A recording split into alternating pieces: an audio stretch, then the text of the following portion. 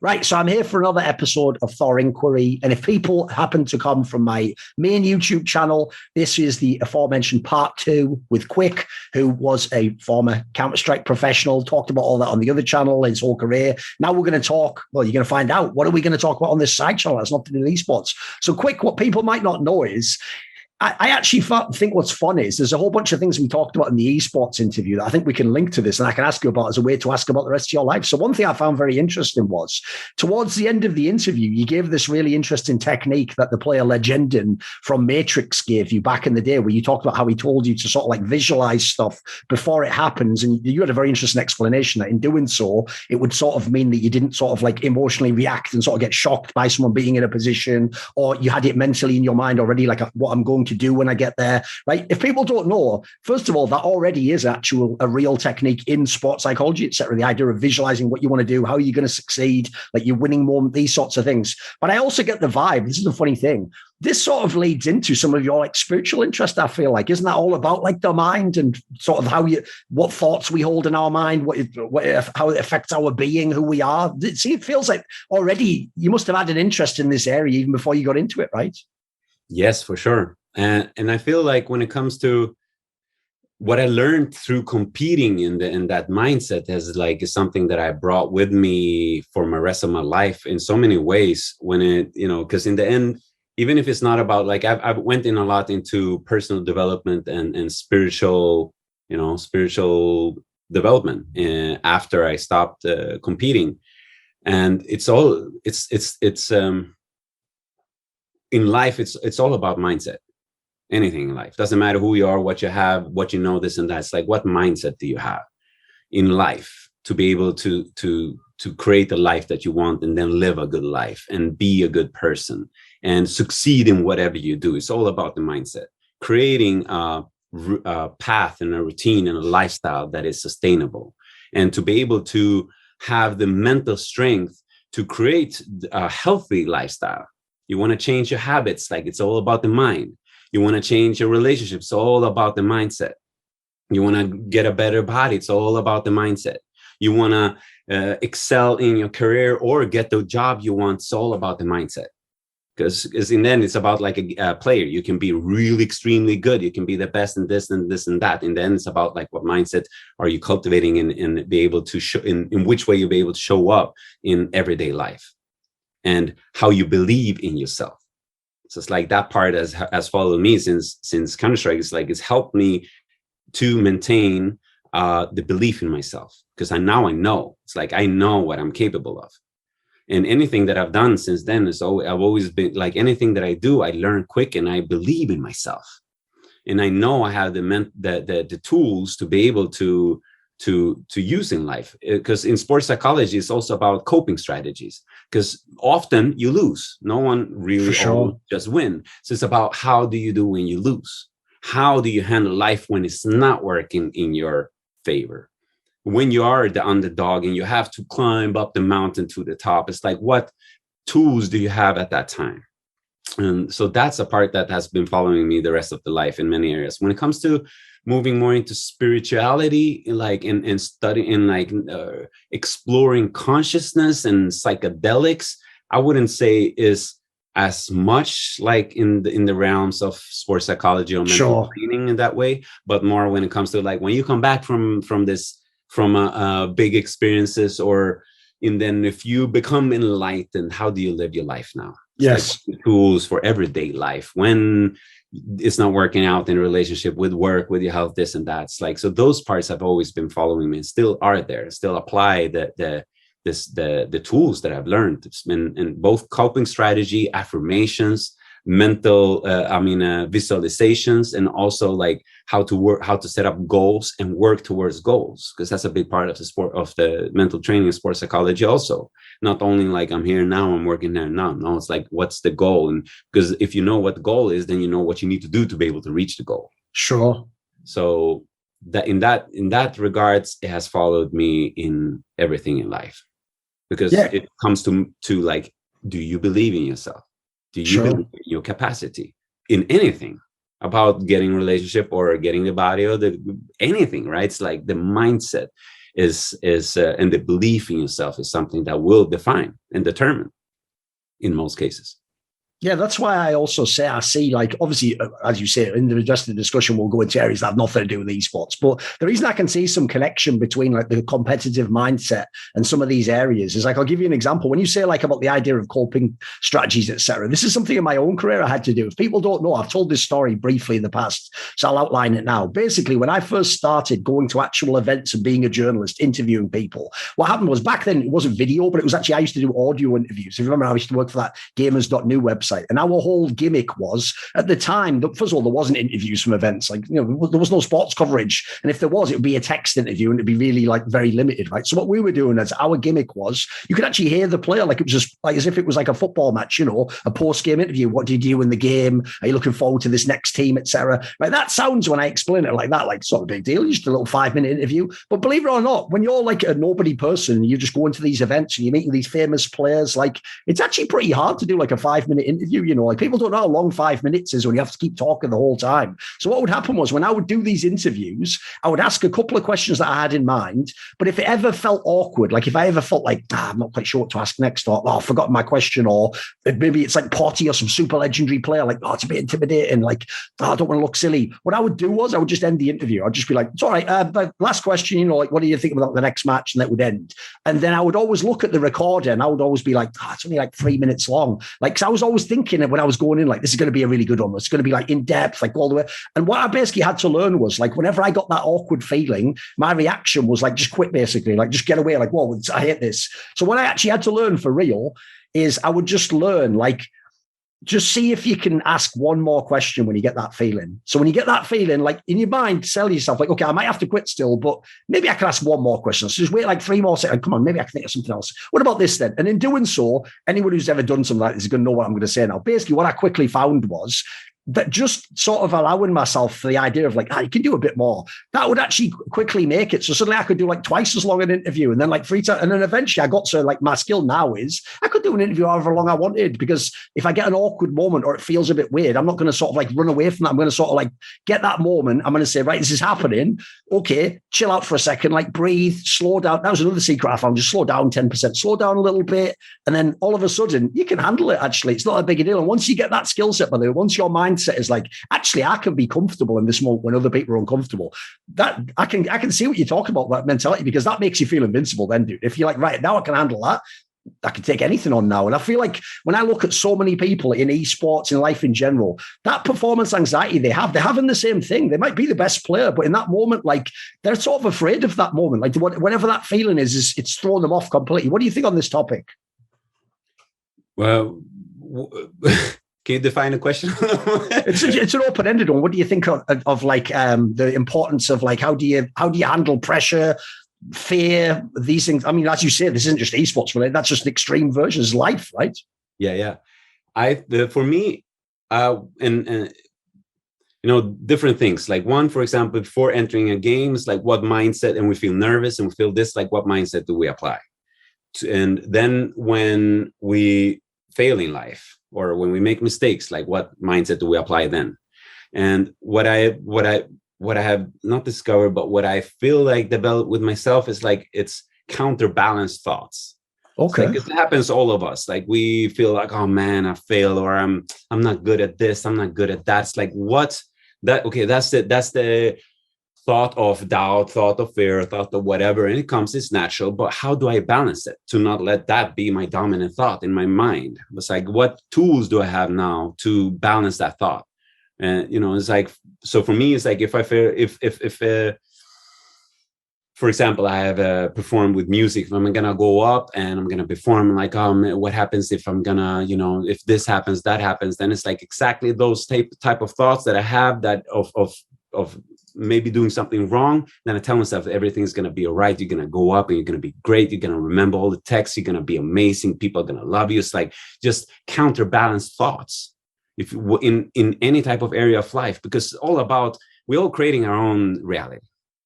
A beautiful woman thinks she's ugly. A successful person thinks they're unsuccessful. A rich person, or, it's like, we all create our own stories in our own mind. So it's like, it's all about, and I always say that we live in an illusion. If we live in an illusion, what illusion do you want to create? Because everybody has their own perception. Everybody has their own mind. Doesn't matter what reality is. Everybody creating their own story anyway. Doesn't matter. So it's like, what story do you want to create? What if you are playing in a movie? How do you want to play your movie? How you want to play your role in a movie? If you're playing a computer game, how do you want to play your computer game? It's all about like, how do you choose? Because it doesn't matter if it's what's real or not real. You choose your own reality. So it's like, apply the story that is supportive. Apply the thoughts that are supporting you. Because it doesn't matter if the thought that we think is if that is anchored in any sort of reality, is it supportive or not? Especially when it comes to performance. So of course, not like if we are a shitty person and we do bad acts, we should not say, but I'm a good person anyway, just to make us feel a little better. No, because that's not going to help our transformation and becoming a good person, But when it comes to so many parts of life, when it comes to doubts and fears and this and that's, like, choose, like, how to change that mentality is to apply a thought pattern that is supportive, because you choose anyway. You can live any reality you want. So which reality do you want to live in? And it's not about it's not about fooling oneself, but it's then about choosing oneself, choosing your reality, choosing your thoughts. I choose to believe in this, because in the end, that's all what matters, is what I believe in. And then I try to be as authentic and as real, and, to not like fool myself. But certain parts, when it comes to when it comes to one's like things that, like, when it comes to the future, like, if I'm going to be able to succeed or win or get this, get that, it's like, that's all about the appliance of the thoughts that are serving. So it's like, to be able to do that, we first have to see what limiting thoughts do I have? It's like, and sometimes we have to dig a little into the subconsciousness, sit and meditate, or do something that helps you to go in a little, see, like, and observe. It's like, what is the thought patterns? When I sit in silence, which thoughts that comes up? That's why how meditation helps us to get to know ourselves, because literally, like, a good way of like sitting and observing your mind. Wow, shit, I'm thinking about this. I have this fears. I have this. I have that. Okay. And first, like, getting to know oneself and all how the mind operates, which thought patterns and structures that is there. And then it's like, okay, how do these ones support me? How do these ones affect me? And do I need to carry these ones? And do I want to change them? Okay, now how do I change them? If this is the way that I think, I want to think like this, how can I integrate this more? And that's why affirmation is such a powerful tool. Veslan used to do this. So that's why I learned where I learned affirmations. He used to, like, early on, before we entered the games, stand in front of the mirror, like you can sometimes see in a movie, he's standing in the mirror and say, like, you're the best fucking player in the world. It's like, you are the best player. It's like, you're gonna win this tournament. It's like, no one can touch you. It's like he talked to himself in the mirror. He hyped himself up in the mirror using affirmations, whether or not they be true or not, but they're supportive for the goal that he was attending to have. And it's the same in life. It's the same whether you're going for a date or a job interview or anything. It's like how to apply that mindset. So that's something that I also using in my life right now. Sure. I mean, I think that's even a great example there, because one thing about this topic is, and by the way, I'll just say as a disclaimer at the beginning, I understand totally that there are going to be people, especially if they come from the esports side and they watch the interview we just did, who are going to be sort of like, oh, it's just a bit woo-woo and all hippie and stuff. Like, I don't care about that, mate. I'm not worried about if they don't validate us and they think it's all, because basically I'm more interested in like actual life experiences and what have worked for people. Like, if I've tried things and they've worked for me, you can't tell me it doesn't work. Like, you can have your own theory and your own paper and your thing. If my life experience was that this worked and it made my life better, I'm going to do things my way. So I'm quite an open-minded person in that sense. So the question I have is this: when you're talking there about, for example, visualization like that would be so easy, especially for like young men who have a bit of an insecure ego, to just be like, oh, it sounds silly. Like, oh, you just lying to yourself. It's like, no, because here's the part you're going to miss, guys. No matter what happens part of your mind is always telling yourself a story. It's always telling you that here's the difference though, is if you don't actually actively take some control and inform what it tells you, it's just going to tell you whatever it was telling you unconsciously, as it were.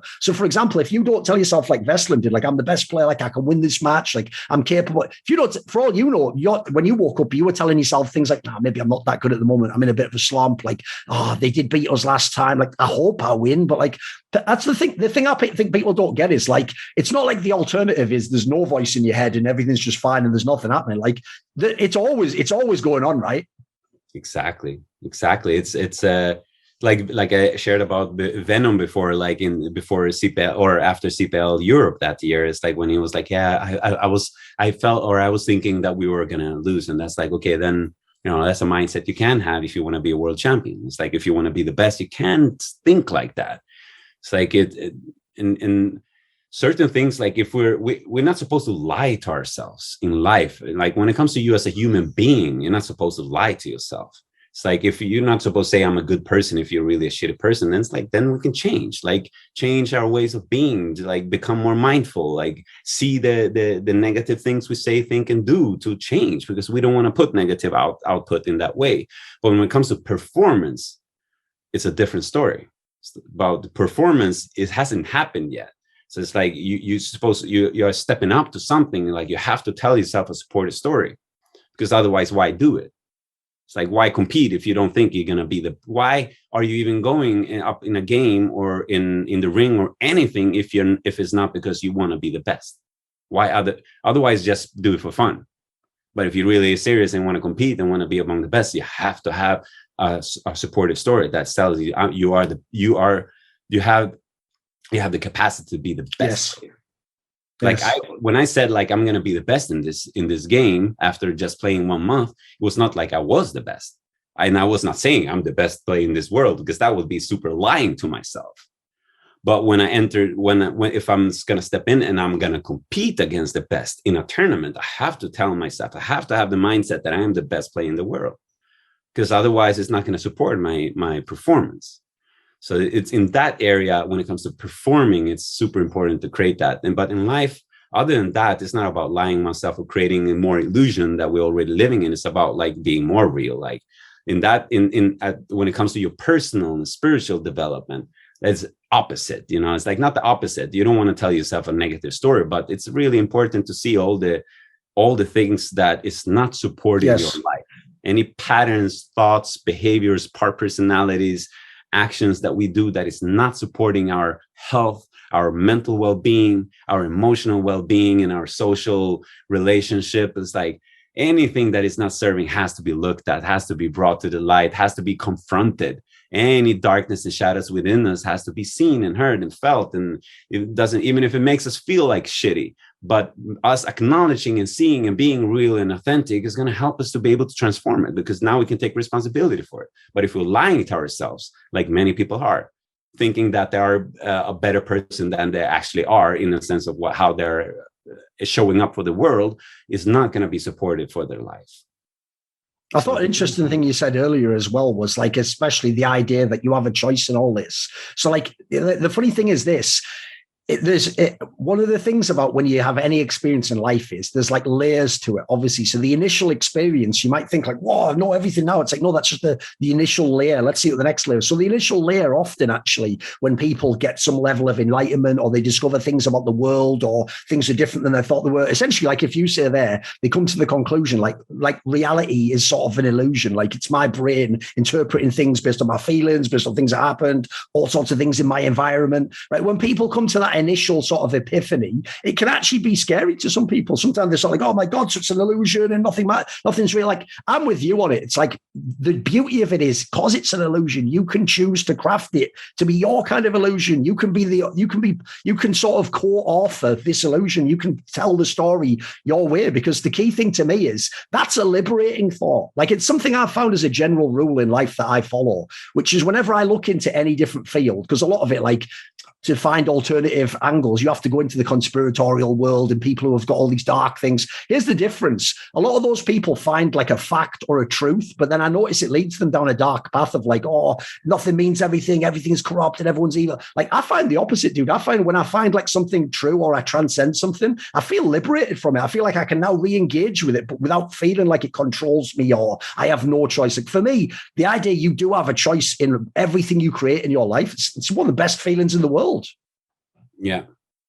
And I just want to say, thank you for saying that. And I just want to say, when it comes to like the illusion or all of this, it's like what I mean with that. And this is also something that is being spoken about. Like we experience just a very little fragment of the reality that does exist there. We see a little fragment of the light spectra. We hear a fragment of the sound spectra. We feel the energies, like the electromagnetic fields that are around. We don't feel them. We feel the spectra of it. So when I speak about the illusion, is the little projected movie that we experience with our five senses and thinking that is reality. That is the illusion that they speak about. The Maya in Hindu is like, we live in a vast ocean of electromagnetic energies and multi-dimensional experiences at the same time. There's so many layers. There's so many things that we don't see, feel, or hear.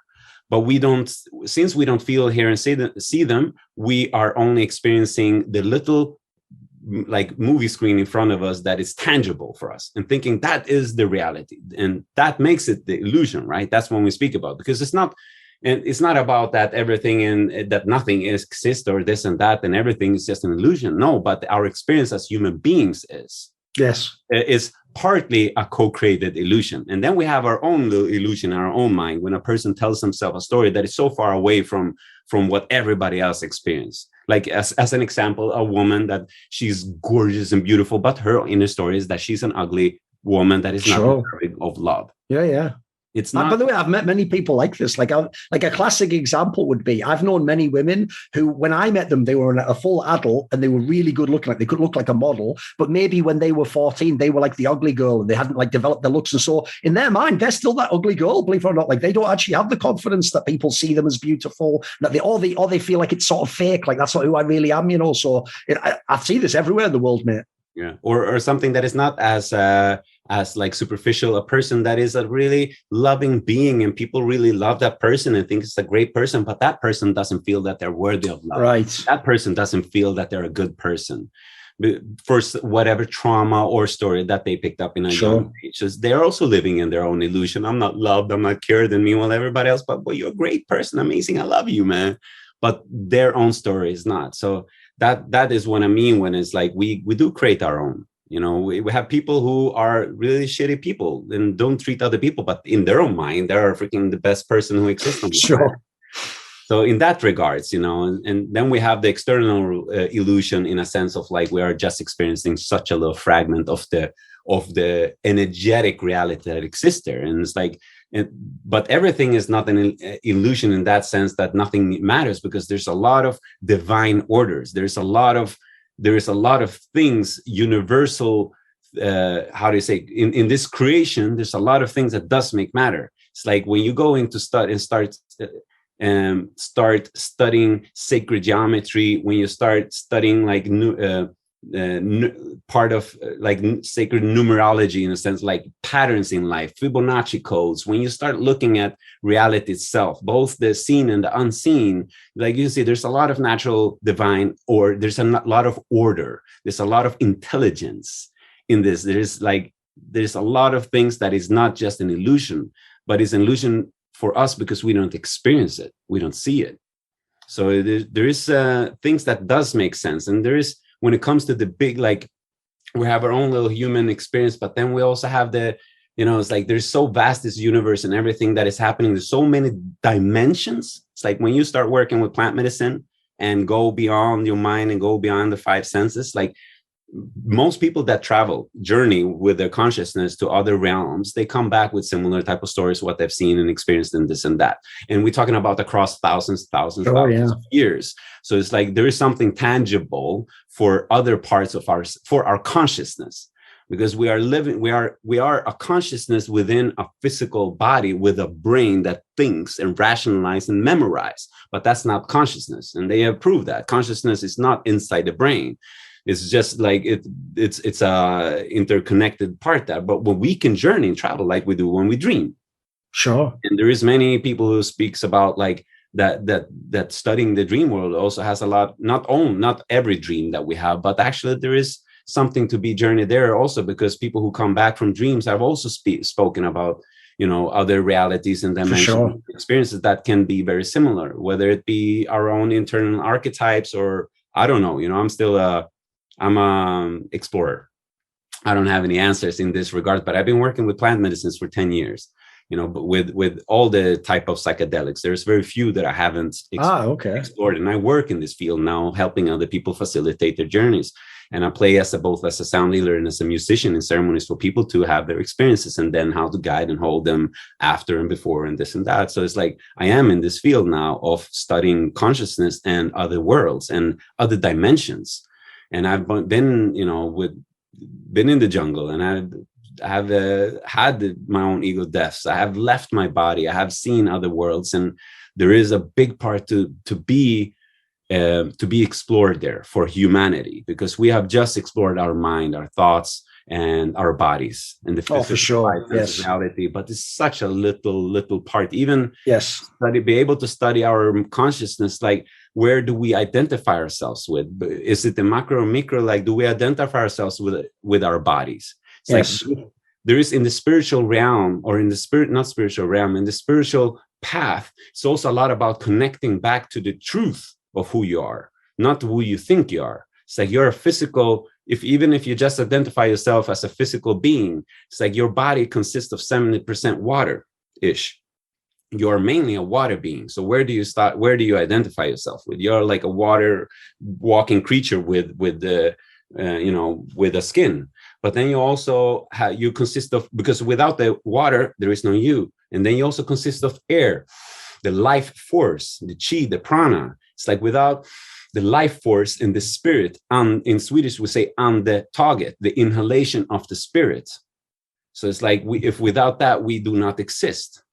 And without the earth, we eat. Everything our physical bodies consist of is coming from the earth, and that is what the natives speak about. Being Mother Gaia or Pachamama has its own consciousness. It's like we have the planetary consciousness. It's its own. We are like cells in the body. It's like we are cells in this planet, but we do not identify ourselves with the planet. Most of us. Like the cell is difficult to identify itself with the body. It's difficult for the water drop to identify itself with the ocean. But without every single drop in the ocean, there is no ocean. It's like we are the building blocks of this universe also.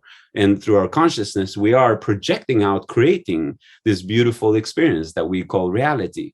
And we only see it because of the spectra of light. When you have white light, which is the source of all light, when white light goes through a prism, it suddenly comes out in the rainbow colors. The rainbow colors being exactly the same colors that they write, or how do you say, that they put together with the chakras being energetic vortexes that we have inside our bodies. And they're also connected to colors, and colors connected to vibration. So it's all about like going into understanding, studying like also the natural phenomena, like studying and understanding oneself, not only through the mind and consciousness and psychedelics, but actually also figuring out like who we are on a very physical level. Like my body comes from the earth. My body comes from this consciousness. And when you really go in, and especially if you trip with plant medicines, and then you connect to the trees and to the plants and to the animals, you see there is a very intelligent consciousness that is conscious, and you can interact with it. You can interact with the trees. They can prove some of this stuff. Some things we do not yet have the technology to be able to prove, like the meridian system, the chi that goes through, or the prana within the yogic philosophy, the chi within the Chinese philosophy. When we speak about the subtle frequency, the subtle energy that energizes our whole body, that they use within the acupuncture of the different meridian points that they apply it with, which is now fully accepted in the Western world, but we can still yet not fully, we do not have the tools to be able to measure this energy yet, because we have not invented the tools. Doesn't matter that, it doesn't mean that the energy is not there. So when it comes to exploring the other realms of life and in our consciousness, because our conscious, like who we are, is the micro and the macro, not only this little one, the thought, the thinking, identify self, like I'm Miguel, this, that. It's like, that's just a little aspect of who I am. So if, like, to really find out who we are in this journey is about like deep self reflection and questionnaire, but also like we have to journey. We have to be explorers, and that's what I do. And, you know, and then some of us are just, and I'm not the first one, you know, but I am taking this path very seriously, because it's about like really finding out the meaning of life, finding out who we are, finding out what we're here to do, finding out how we can serve, finding out our place and purpose in life. You know, it's like, and that's one of the reasons why I stopped working in the computer business or in the gaming industry. Because I also, not that I think it's wrong, I have had such an amazing time in it, but it came to a point where I'm like in my own awakening journey of like, you know, seeing how world is being like not only the planet, but humanity and society and people are being, excuse my language, fucked in so many ways, not treated in a good way, and not being like, we're not creating healthy systems. None of the systems are healthy for neither the earth or for humanity. And we can see that in physical health, mental health, and planetary health. So it's like in waking up to how we are living and how the systems in place, the economic, the military system, the political system, the media system, the school system, all of the systems, the health system, all of this is just not supporting humanity to a good, healthy, wholesome life. It's like seeing this, and I had my awakening like about after 2001, so it was like 2004, so almost like 17 years ago, I started to first investigate like the world and the systems and the corruption and the conspiracy theories. I started going down the rabbit hole to like, well, what is this, you know? And then that led me into spirituality also. It led me to like wanting to understand more about spirit, because I was also always searching myself. Okay. But all of this in the end is like, came to a point was like, what really matters, you know? What most people are so captured up by things that do not always really matter, and not thinking about the future for. I've got a question along these lines then. So let me ask you this question, because I was going to basically ask how you get from interview one to this interview, because it's a totally different guy. But this is one angle I want to ask along these lines is, right, in esports, I will say, even though I agree with you, like there's plenty of very good things about esports. I even like the idea that like competition does allow people to sort of like express themselves in a different way. You have all the lot of creative elements of tactics and stuff. But I will say the downside for this conversation is esports is very, like, quite by definition, quite literally an incredibly materialistic area of the world. It's all about video games on computers. And as we discussed with talking about some of the players, a lot of the players either just want the money or they want the status of their ego being called you're the best. Like, if you think about it, it contrasts pretty harshly against the kind of person you become in this part of the interview. So how did you go from being in that world as super materialistic? In fact, everything's just about what's in front of you, to exploring the mind more, I would say, here, trying to find another side to life, right? What made you take this journey? I think it's a good question. I think curiosity has always led me. You know, it's like I went into contract because I wanted to compete and like prove something to myself. But I think that and it's a natural also evolution, because we are supposed to evolve, right? We're not supposed to get stuck in anything. We're supposed to continue to explore and evolve, and then we leave this body and who knows whatever happens after. But during this lifetime, we are supposed to continue to evolve. So it should be a natural process for a person, after we satisfy certain very materialistic needs that our mind and our consciousness has, to move beyond that.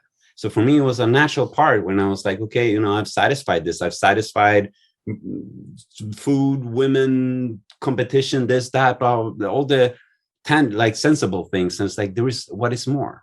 And that's like, it's a natural illusion for many people, right? Like, come to your 40s, it's like, okay, now you have your career, you have the money, you have the family, you have the house, the car, this and that. What now? Yep. That's when we're supposed to move forward and explore more, explore more consciousness, explore what is the bigger purpose? What is my purpose on the world, and how can I serve? Like, how can I help?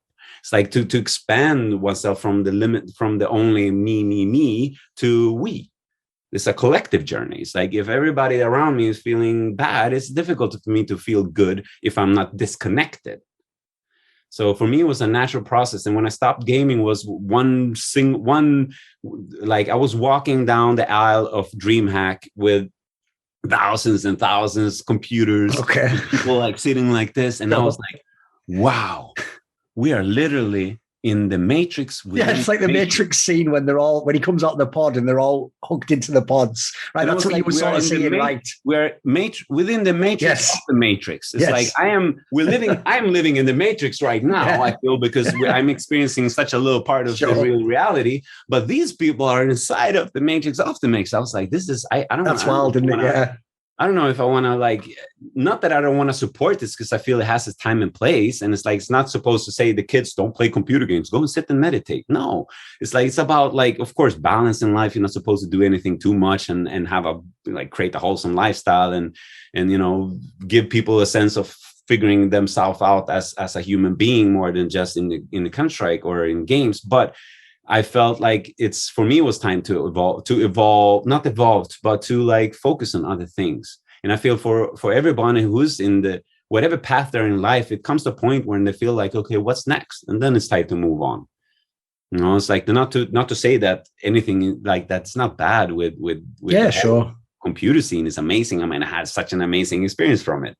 But I don't think we're supposed to only focus on that and get stuck in it, because it becomes a distraction from the real parts of life. So if you spend too much on focusing on things that's not fully feed the heart, the mind, and the soul, then we're going to come to a point where we need that and we have nothing. And of course, it's just about to start then, But sure, good to know that it's important also to have a collective and have a deep sense of purpose type of mind states. Like, what am I here to do, and how can I help my either whether my community or the world? Like, how can I serve? How can I feel fulfilled by my actions for others? So it's like switching consciousness that hopefully happens naturally, and if not, it's like, yeah, sure.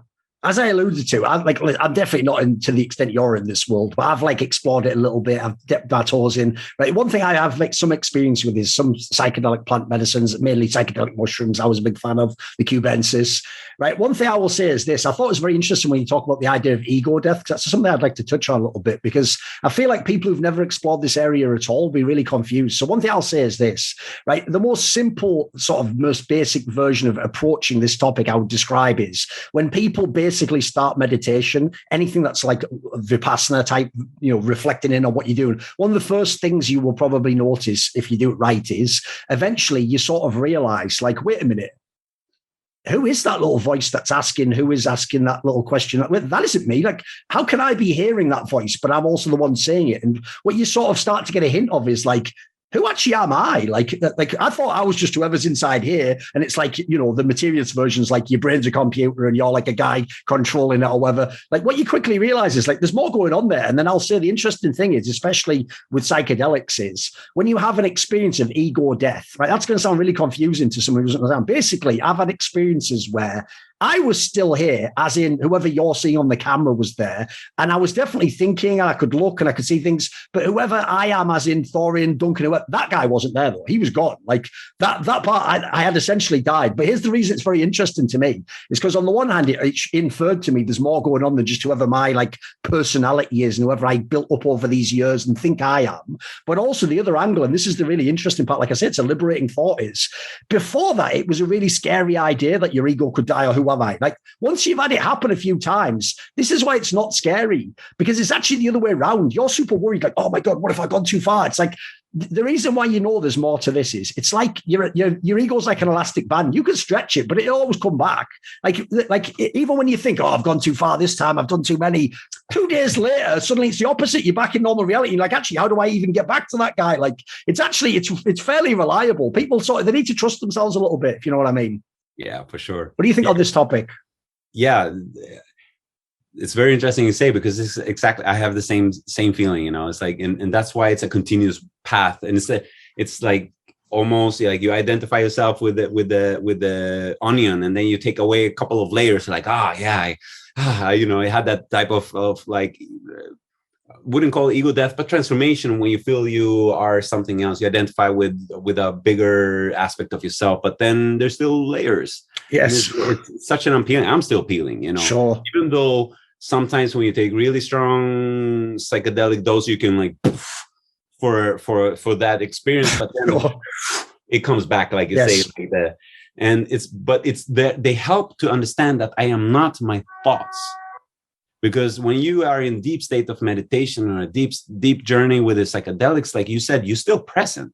And this is what the Buddhist and many other talks about. You are the witness, you are the observer, you are the awareness that are being aware of what is going on. You're suddenly aware of your thoughts, aware of things. You are there, the experiencer, witnessing reality.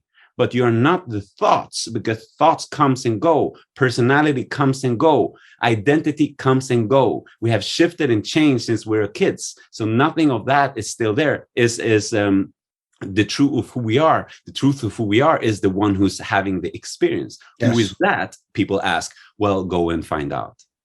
You would say to a person, because I can, you are this and that. Sure. I can use words. You are a soul, you're a witness, you're this and that. But if you really want to find out who you are, you have to go and look for yourself. You have to go and have the experience of yourself beyond the mind. And that's what, like, ego death for me has been two different aspects in one way, like probably others. But I've had one ego death one way of ego death when I went traveling in India, and I linked up with 3 monks traveling around and joining them, sitting with gurus in their ashrams, and feeling like whoever I thought that I was, or what I know, who I am, this and that, will like fell away, because I was nobody. There was nothing that I have learned in society, or any information that I had read or picked up or experienced. Like, I felt there was, what could I bring to this master here who sat with a fire for 60 years, contemplating on God? It's like, who am I? I'm nobody. I'm nothing that I know. It's like, so that was like a fall off, it was an identity and ego crisis, because like I was nobody. I was feeling like I'm nothing. And it was just a healthy way of releasing any ego, any attachment of like, I am this, I am that, because that's the ego. That's the self-identified self, the aspect of us who thinks we are something, when we're limiting ourselves to those thoughts, when we are everything. We are the waters, we are the fire in our bodies, we are the breath, we are the earth, we are everything, we are the sun. Because the energy, without the sun, no us, without the water, no us. So who are we? We are consciousness. Who is consciousness? Explore it. But that's who we are. So it's about expanding that part. And then I've also had ego death through plant medicine journeys, when the medicine takes me so strong that it asks me to, like, either I'm physically still present, but like I have I dissolve, in a sense of like the concept of myself.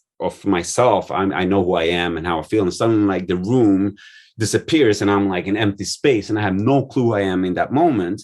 That type of ego death, but also the ego death when I leave my body. It's like, and I'm actually like in a completely different realm, having a completely different experience, way beyond the experience of Miguel, and the thoughts and the behaviors and the parts. And like you said before, the thoughts that we hear, sometimes the stories that we hear in our mind, it's different part personalities. And this is the mental training that I studied in 2011, was about also getting to know you. It's part of a sports. It was both performance psychology, but also psychosynthesis, which is about synthesize your mind, your psyche, through understanding that you have a personality that is built upon many part personalities. So how can you have many different part personalities. You have one now when you're sitting talking to me. You have one when you're sitting with your mom. You might have one when you go to a date with a woman, or one when you're going to go and have a job interview, one when you are with your friends, one when you are a father. It's like we have so many different parts of our personality, and that's, everybody has it. It's natural. But how can we create a wholesome personality where the different parts of us are not too far away from each other, but they're actually working and serving us? So that is like, how can we get to know these aspects of our mind, and if there is any limiting thoughts, any traumatic any damaging aspects of the different part personalities that we can heal and we can work with, so we can create a more wholesome personality where we can show up in the world as a person that seems integrated, that seems balanced, and not a perfect human being, but someone who is like has its center.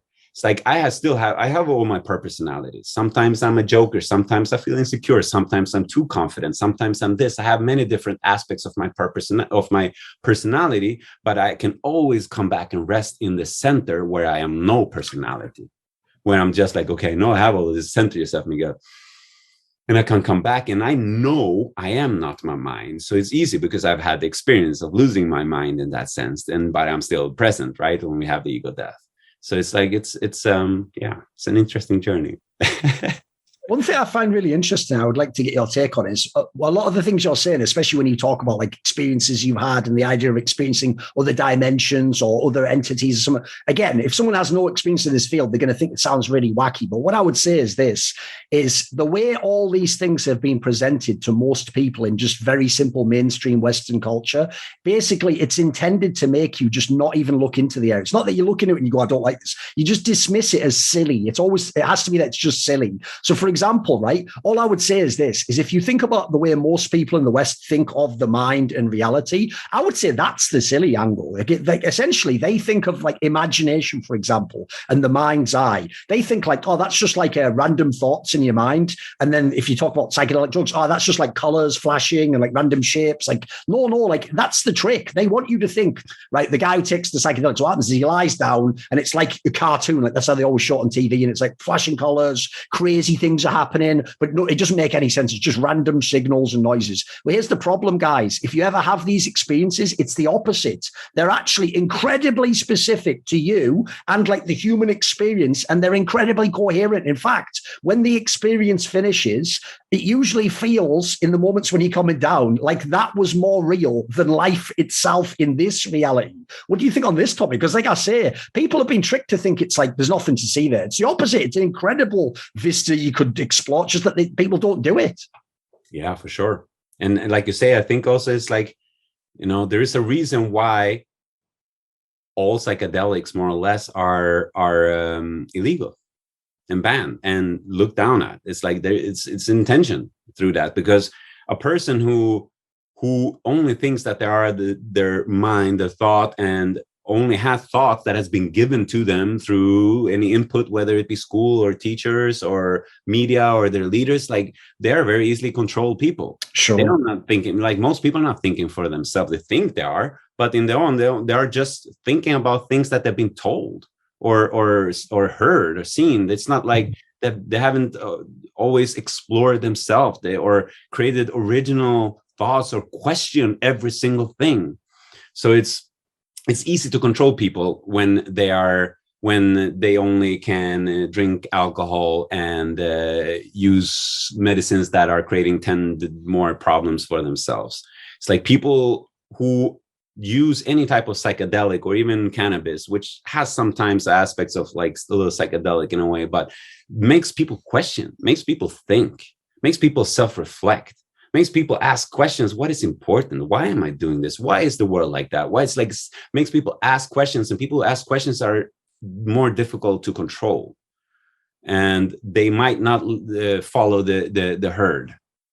And that is not good for society or leaders who, it's like, we're not talking about our leaders, the government, because they're not they might seem our leaders, but people who actually own the world, like who the ones who shape society, exactly. Owns the world, like, and things. They don't want us to wake up and question, because they like the system is based upon us following and continuing being a consumer robot that are giving our energies away, and not creating our own paths. So it's natural that it's like that. And another thing, when people has to understand, when it comes to like working psychedelics, it's not always that you actually see things. So many times, when I'm taking strong doses, I've barely seen anything, but I have a deep experience. It's like they say we live in about and aware about 10% of our consciousness. Like they're saying that about 90% is in the subconscious realm, but still affecting so much of us. So for me, about the working with psychedelics, about making the subconscious more conscious. how we can dwell down in our own inner, in our own mind, in our subconsciousness, to understand what is happening there. So it might not always be colors and visions and this and that, but it's a deep inner journey of understanding oneself. And that's what I feel is important with this type of work, with plant medicines that both can heal, and some of them can heal physically, but most of them, they can heal emotionally, mentally, and spiritually, and open people's minds to see more and understand more about themselves and their interconnected relationship with things around them. So it's about, because most people, they live their life feeling disconnected to their surroundings, to the earth, to other people. And so this is a path also of creating more connection to the earth, connection to the plants, to the waters, connection to other people, connection to other people's souls, other people's hearts, to connection to the divine aspects. And, it definitely helps us sometimes when we have these experiences where we see things, because then it gets more tangible in a way, to understand, like, wow, there is things that exist beyond the realms of the small fragment of physical perception that I have. So that's why I feel it's important, mainly to understand ourselves more and create more connection to our hearts. And when we connect to ourselves more, we automatically connect to others. It's impossible not to, but we are very disconnected to our hearts, very extremely. People think that they love, but then it's just like, it's so conditional, and it's not the deep experience that we can have. It doesn't mean that we have to be in any of these experiences all the time, but it's about having the knowing and the awareness of who we are, what we are, and what we're here to do. Sure. I mean, I've definitely had that sensation. Like, one thing I would say is very interesting to me is the idea of like the mind's eye or the imagination. Because again, it's presented as like, this is how they really are. The people who design these ideas and put them out in society, they know what they're doing. They're really clever at how they engineer people. Because, like, for example, what they make you think about imagination is the same thing, like I was saying before about the drugs. It's like they think imagination is like a bunch of wacky ideas just fire off randomly inside your brain, and they don't matter. They're all just nonsense and made up. And just forget that. Look out of your eyes and look at the reality. That's what you need to care about. But the reason why I find that so wacky as a concept, though, is the most important and amazing things ever are inside your mind. It's the opposite again. Like, all the most crazy ideas, every single concept you ever had, they all came out of your imagination. And so when you were saying there that when you didn't often have like open eye visuals, that's another thing I found very interesting, dude.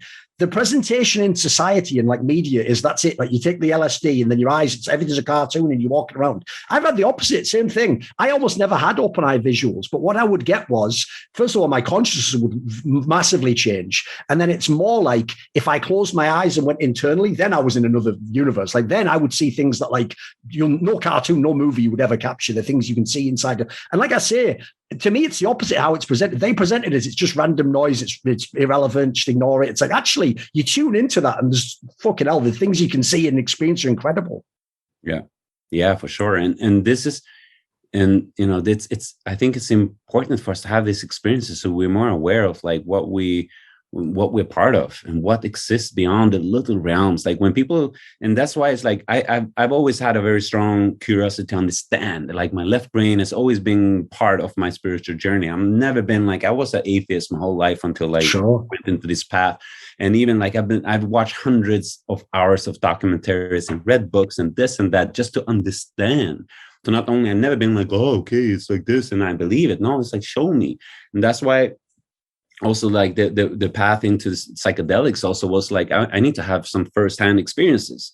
I can't just believe in stuff. Like, I need to see here, like, what is this that they talk about? And it's very important, I think, to have this type of experiences for people to really understand that there is so much more of this life and this reality and that we are part of. It's like, we are not disconnected. We are not only here randomly, and we have a purpose, whether it be big or small, because it's like in any company, in any team, in anything, like, everybody don't have to be the CEO, everybody don't have to be the forward, the main player, this, that. It's like everybody plays their role, even the water boy, right? In sideline guy. It's like it's important just to figure out like who we are, what we're here to do, and what this life is about, and like to feel connected mainly, so we can live a life. But in the end, it's like, okay, we have had all the psychedelic experiences, we have been fully illuminated, we've seen everything, we know everything. Then what? We still have to live. We still have to wake up every day, feed ourselves. It's like they asked one monk one day, a monk that got illuminated, and they asked the monk like, oh, what happened after you got illuminated? It was like, carry wood, chop water, like chop wood, carry water, same thing. It's like, still have to live life, daily life, but it's a different awareness, and it's a different quality of life and relations now when we know more. And then it's not like, I'm still just investigating, it's like, I'm 42, I'm going to be 43 years old. I've been in this path. I've been in the path of investigating consciousness for 20 years, but only 10 years with psychedelics. And I still feel like a beginner. There's so much to explore. So in this life, but I've had enough experiences to create a solid, like, understanding of not understanding, a solid knowing, more like what I am a part of, and knowing that that there exists more beyond this, knowing that I have a purpose, knowing that there is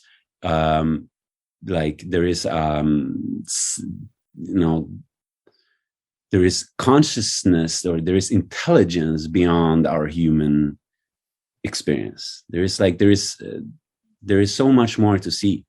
And we are part of so much more. It's like the drop having an awakening, understanding, wow, I am the ocean. And it's like, but sometimes the drop can't see and experience the ocean if it doesn't go outside of itself. If it just stays inside itself, it's only just going to be a drop. And that's how most people live.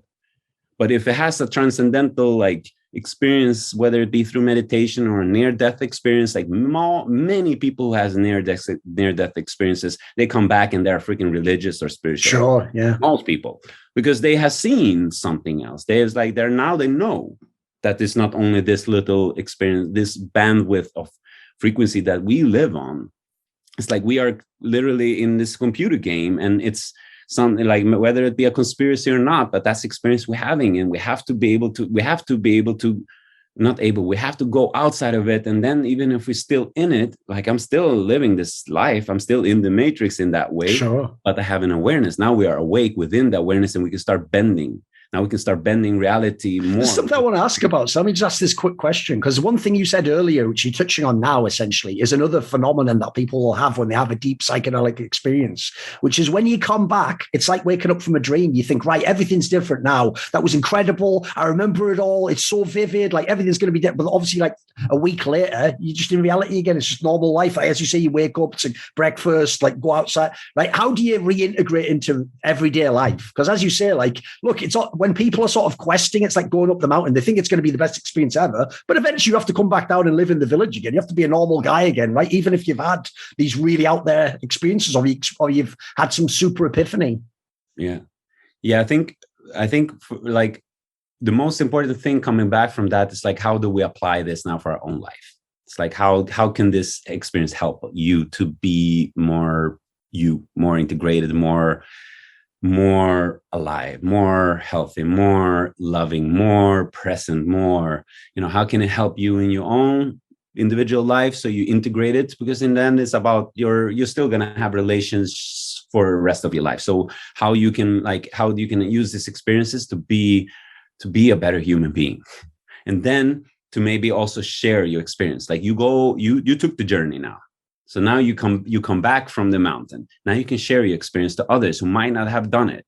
And whoever is there and wants to listen, you share. Because maybe let's say 90% of the village don't want to hear it. It's like, yeah, all right, like, you can't get up to the top, or there's nothing there. But you might have 10% or even 5% sits there like, tell me more. And then you can share with them. So they might feel inspired to go on their own journey. And it's not about that everybody should go and do psychedelics. Yeah. But everybody should explore themselves more in any way, whether it be through meditation or, psychedelics, or any other breath work, or any other type of tools that helps us to get outside of our own limited mind state, our own self-identified self. to have a more transcendental or more expansive experience. So it's like in the end, we come back with all of this experience just to help us to be living this life with more quality, with more heart center, more connection, with more awareness that I am creating. Now I am more aware of my personality. I'm more aware of how I function. I'm more aware of my traumas, maybe so I can heal them, more aware of my shadow aspects that I've inherited or as a man or this and that, so I can be more responsible, so I can be more responsive instead of reactive, so I can create more harmony, more beauty, more love. Because why would I want to create anything else? And if I'm creating something else, because I'm unaware. So how can I create more awareness? So I can just live this life with more quality. So it's not about, in the end, like too much out there. It's like we go out there in journeys so we can come back and just integrate more into this life and live good and treat animals good, treat the earth good, treat plants good, treat other humans good, treat ourselves good, treat our bodies better. And like, and also not take life too serious, and also not take ourselves not too serious, because it's also, we are here for a quest. So the question is, what is our quest? Why has our individual soul come here? And people who don't believe in it, they don't believe in it. But people who might be curious, it might give them an incentive to journey themselves. Like I have inspired multiple people in my life through just doing my own work. Yes.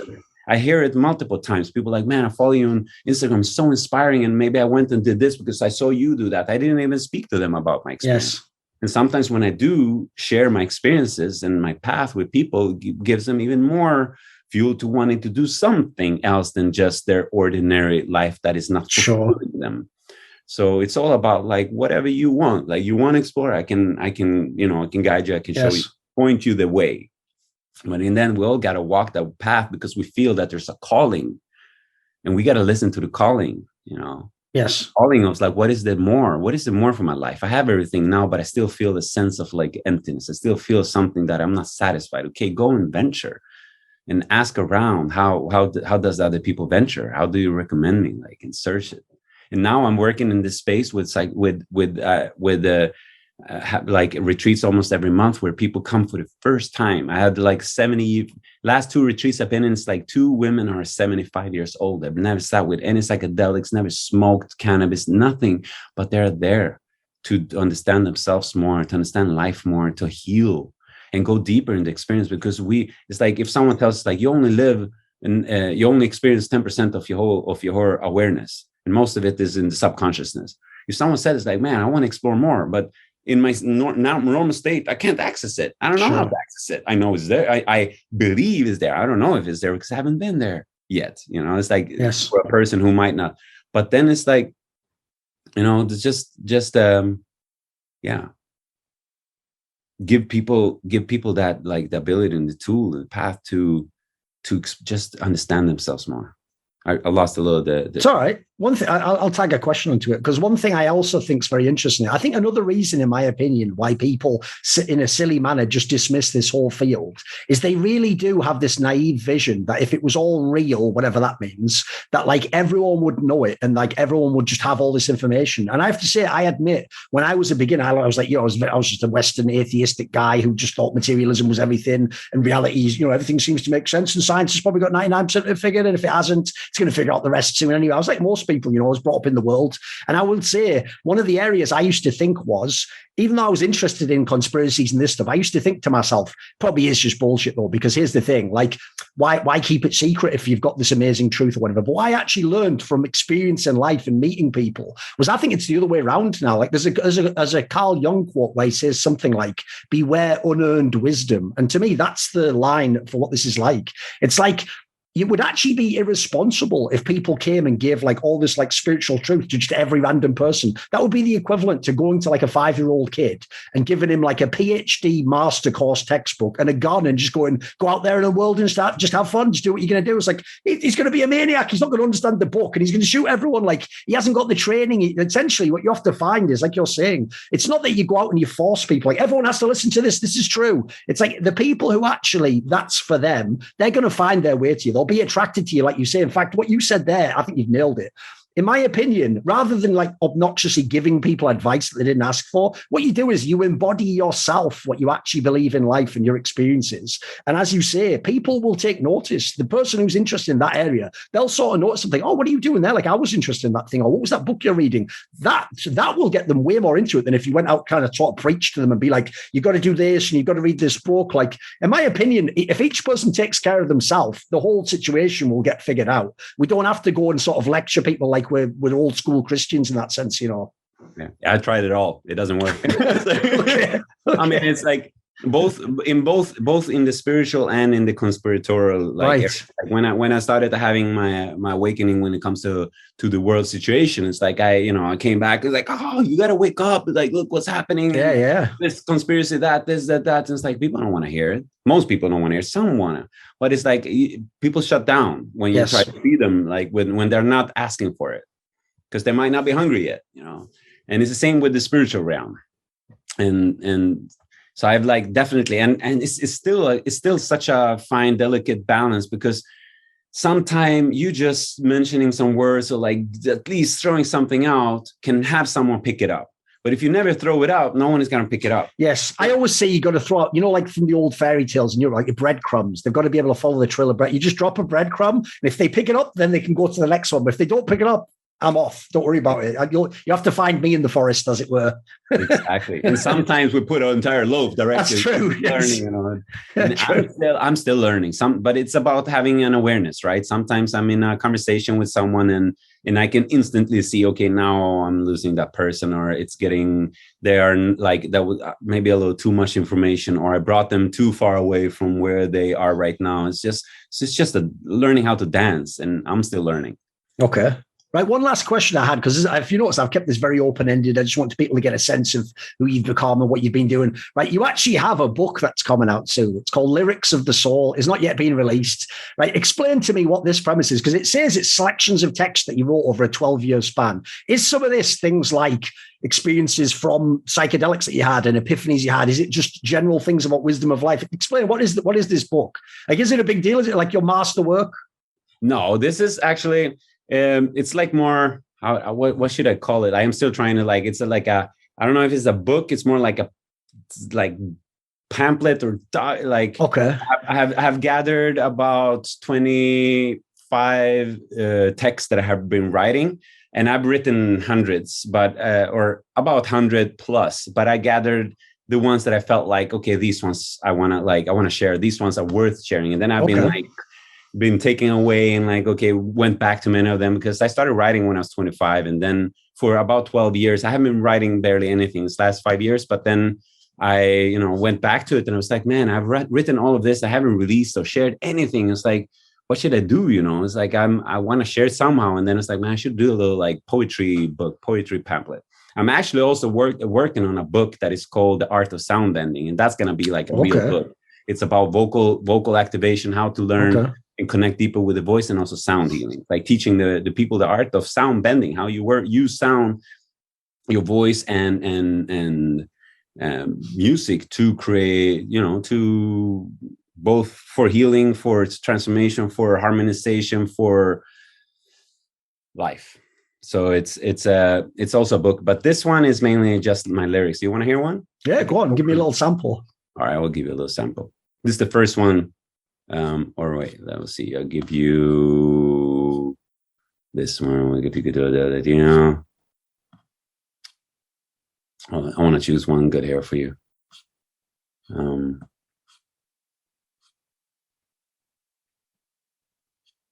Okay, like this one. It's a little like we talked about before. Here. A critical mass, conscious waves awakening in a system many disapprove, no longer taking it. Not sustainable or good for the whole of us, designed by the few who are controlling us. Divide and conquer, passive we stay. The boogeyman in the shadows we afraid. Time to turn the lights on, many more than few. No need for revolution, evolve within you. I don't believe the hype with any politician. They come and they go, but still someone run a mission. Hidden agendas, what's cooking in the kitchen. People hungry, meanwhile some are getting richer. on the violence and the people's silence, dare to be defiant, stand up to the tyrants. You're not alone. You're not lonely islands. Together, small grains of sands becomes a giant. Okay. So it's quite, yeah, it's poetry. Yeah. It's got a visual element to it. Okay. Interesting. So and that's just one of the many. Okay. Some of them are more, I have, like, I'm going to give you one last, and it's a shorter one, like an example more of poetry. For example, am I the light, the sun rays, and all this energy? Am I the grains, the fruits the earth has given me? Am I the water that flows throughout my body? Am I the wind, the air that I breathe so desperately? Am I all these cells that was one from the start? Am I the spirit, the fire burning in my heart? Am I this space that has no end and no time? Am I this thought that is dwelling in my mind? Brilliant, yeah. So many different ones, both because this was both in my both when I was in my like matrix, like I was waking up to the system and the conspiracies, and I was going through dark night of the soul in one way. It was dark what I was seeing because I went in fully to watch the world. So it was like some of the texts that I have now have changed in a little because I'm a little more love and light than I was before. But it was like, like really speaking of what I was seeing. And then at the same time, I was awakening on a spiritual conscious level. So it's like the texts that have both. By the way, earlier I said for me, whenever I've gone down these rabbit holes, kind of like what I kind of use is like my compass, so I can tell I'm going in the right directions. Like I say, if I go down an area and I am finding stuff out, but it's actually making me more stressed out and more like worried or thinking like, fuck, they're coming to get me, or they're going to do this and do that and the other. Like for me, that's like some of the info might be legit, but to me, like whoever gave you that info doesn't have like the bigger picture. Because to me, I find actually whenever I find something out, it should actually make me feel sort of more secure in the world. I should feel like right now at least I know what evil exists and how to avoid it and what to do, and I should be able to transcend to some degree. Have you found this experience? Because as you say, when you start to look into those areas, it can ruin people's lives. It can be dark. They can get lost in the rabbit hole, right? Yeah, for sure. I mean, I was depressed, and I felt overwhelmed, and I felt like the world is fucked. What can we do? It's like exactly, yes. Like the evil and the darkness, and like I had no clue how intricate the system was and how evil the energies behind was, because otherwise why would we create so much pain on the world, especially when there are people who have a lot of control, but they're allowing this to happen. So I went into deep like depression and felt hopeless and this and that. So I think it's a natural path. I mean, it's like an awakening is not always easy. So that was like a hard awakening, but then after that coming back like, okay, because now it's like, it's still sometimes in conversation, people talk about how the world is. And it's like, okay, sure. Yes. So what do we do? Yes. Because we can talk our whole life about how it is and what they're doing, but what can we do about it? So that's like, I'm more on that level now. It's like, okay, right. What can we do? And I understand also like the spiritual journey has helped me understand also it's about energetics. Everything is energy. Yes. So how can I can't work on the material plane. I can't fight the system. I can't change the system, and it's like I can't help the apples in the basket that has gone bad. It's like it is what it is in that level. On the physical level, I can't change it because it's so big, the machine. Yes. Like so I understood like, okay, but what can I do?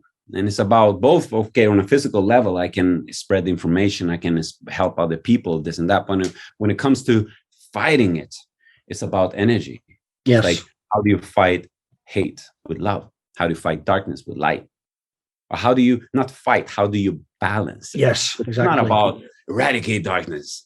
And it's about how can you harmonize? Yeah, how can you balance? How can we create more like sustainable and like life for Earth and for the inhabitants of Earth? It's about energetics. If we have a bunch of people who are projecting negative thoughts and anger and this and that's, like, how can we balance it? We cannot go and fight them or tell them not to do this, not to do that. It's like about how can we become as antennas of this energy of consciousness and pillars of light, how can we shine stronger in, even whether it be in our little circle, but like even when it comes to the bigger parts, like you go into a dark room, you light up one light, is going to start lighting up the room a little. You light a couple of more lights in the room, suddenly the room is going to be more illuminated. We do matter. The work that we do matters. The emotions that we carry matters. The thoughts that we are projecting out, everything is energy. Like the heart's the electromagnetic frequency is strong, the mind is strong, intention is strong, the voice, the power of words, the power of prayer, the power, like this is the magic.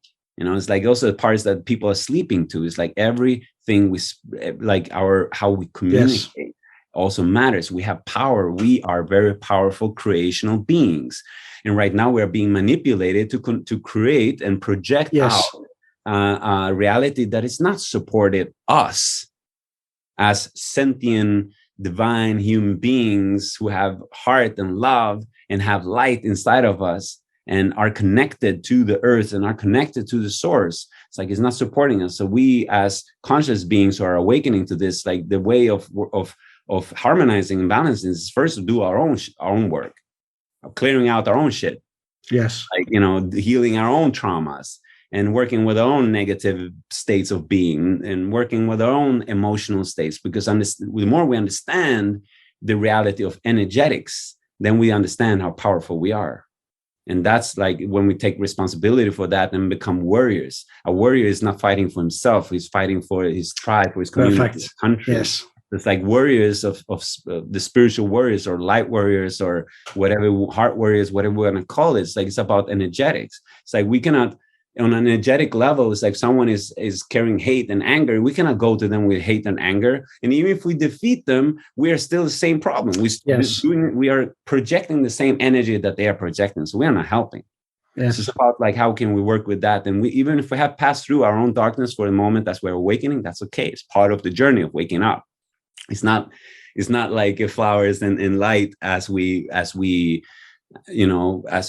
our own awakening process. As you understand the first, like, this is like, you can, as we start waking up, we're a little seed, we're in the darkness, and then we grow, and then we come more into a different experience when we unfold ourselves more. But we have to pass through our own evolution, even in our awakening process, whether it be spiritual, even in spiritual awakening, same thing. Suddenly start realizing the shit that you're carrying from your childhood, or the programs that has been implanted in you in a way of how you think and act in life that is not supportive of you, and the way that you are treating your body and the way that you have done. It's like awakening is not always fun.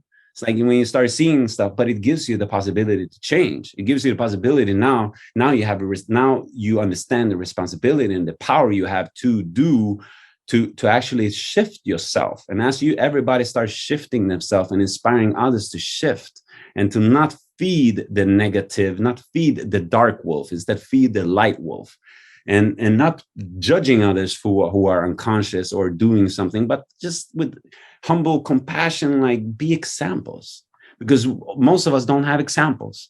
It's like, I didn't grow up with a father. I've been searching my whole life for good examples. And it comes to a point where it's like, okay, we have to, if we don't have good examples, we have to become it. There you go. Yes. And it's a hard work. But the more important that we have communication, that we have conversations like you and me have now. If we would be sitting around the table now and 3, 4, 5 other people, it's like, how inspiring would it be? Oh, for sure. Yeah.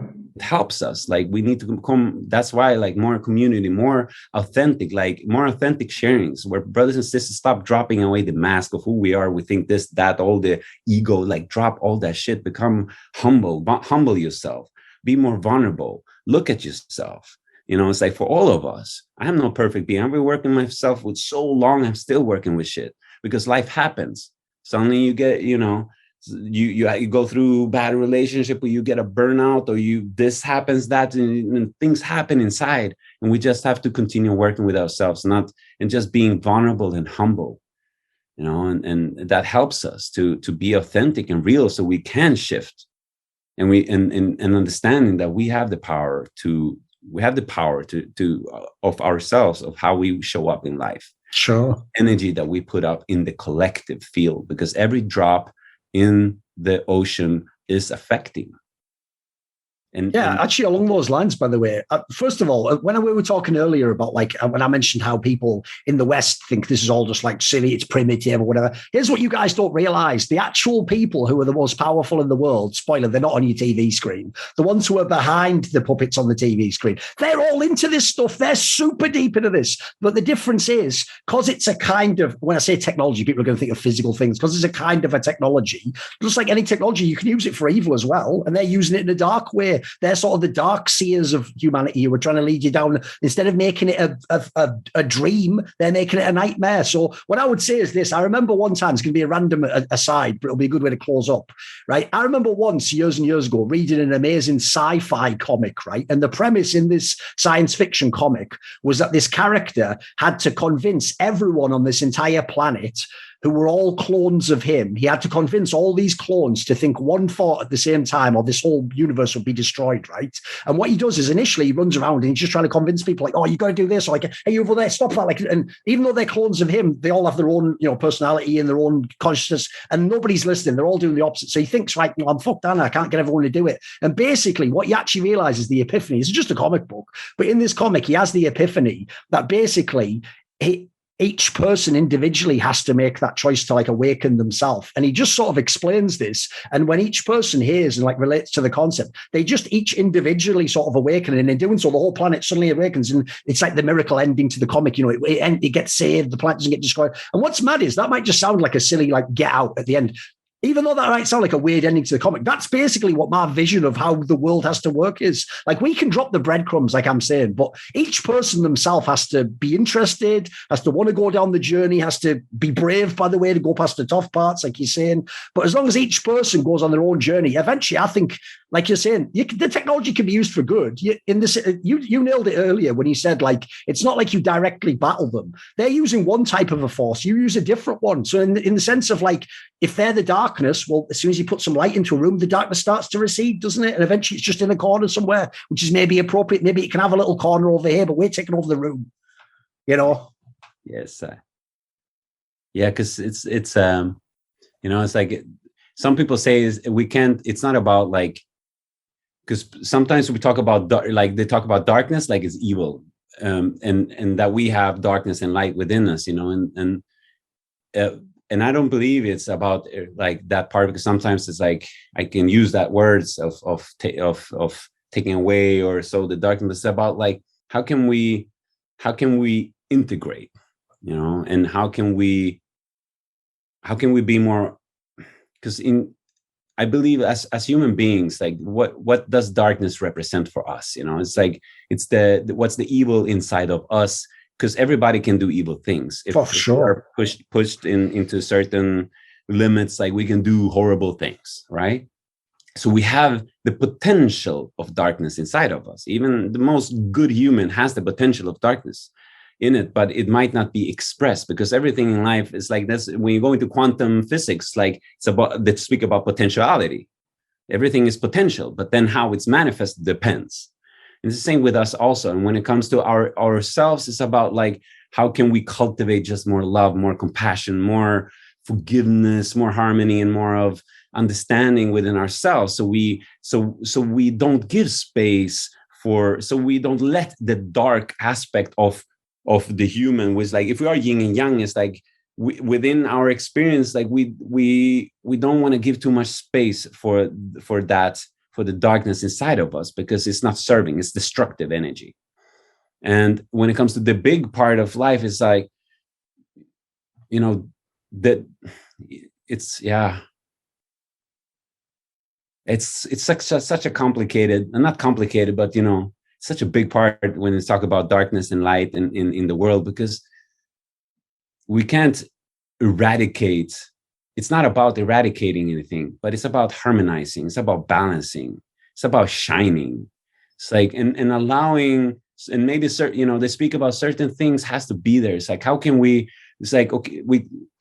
awaken without pain? How can we awaken without suffering? They say, like the Buddha also spoke about it, through the suffering we awaken. So suffering could feel like it comes from darkness, but it's an essential part of humanity. They speak even on a bigger, larger scale. if that humanity would not awaken in the scale that it is if it was not for the evil in the world. So it's like, what role, like this is where I'm at, like still investigating. Yeah. What role does evil and darkness and all of the negative energy has for us? Because it's all like, since we are in this polarity experience, like does have certain, it plays a role. It has its role. So it's like the questions for us is to understand this more, but not feed it, not to create more balance, because it's not balanced. It's like it's more dark than light in a sense. For sure. of the controlling systems. Yes. Even though I believe there's more light in humans, in the human population of the 7 billion people, for sure, that is not being shown. It's like we don't see the light in each heart, in each world, because it's not being shown to us. The good deeds are not being shown, right? It's just negative. Oh, mate, if the news, instead of being all the murders, was every great, lovely act people had done, you'd think the world was amazing, wouldn't you? You'd think your community was awesome. But you just see all the darkness. Yeah, of course. So, but on some level, it's just, I also believe like we all it's about for us to turn into the light. I don't know what the darkness place has. I don't know. But I know that we're supposed to bring more light in. That I know. We're supposed to bring more love, more compassion, more forgiveness, more humility, more joy, more of more love, more of this energy, more positiveness, because it's unbalanced. And then what place the darkness has is for me yet to be uncovered in the world. Because the darkness within, like any negative aspects within me, is what's also seeing this is what makes me want to, has made me want to transform. Any shadow aspects of me has made me want to turn it more into light. Because what is light? I don't know. Is it our consciousness? Are we light and darkness? But then depending on what we see, we create more. So this is still for us to investigate.